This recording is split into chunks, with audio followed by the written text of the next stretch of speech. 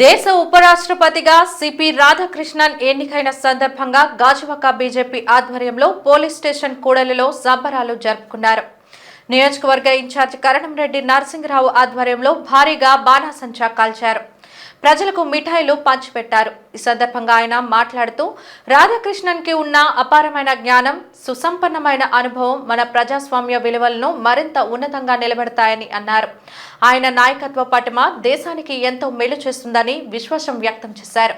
ఆయనకు నియోజకవర్గ బీజేపీ తరపున అభినందనలు తెలియజేస్తున్నట్లు చెప్పారు. గొప్ప వ్యక్తిని ఉపరాష్ట్రపతిగా ఎన్నుకోవడం శుభపరిణామని అన్నారు. కార్యక్రమంలో నియోజకవర్గ నాయకులు, కార్యకర్తలు పాల్గొన్నారు.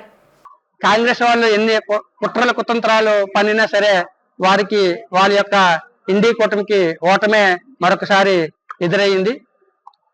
ప్రజాస్వామ్యం ఉండాలంటే, రామరాజ్యం రావాలంటే ఖచ్చితంగా ప్రధానమంత్రి శ్రీ నరేంద్ర మోదీ గారి నాయకత్వంలో మరి మరొక 2047 వరకు వికసిత్ భారత్ లక్ష్యంగా పనిచేసినట్టు ప్రధానమంత్రి శ్రీ నరేంద్ర మోదీ గారి నాయకత్వంలో దేశంలో మళ్ళీ బీజేపీ ఎన్డీఏ కూటమి రావాలి.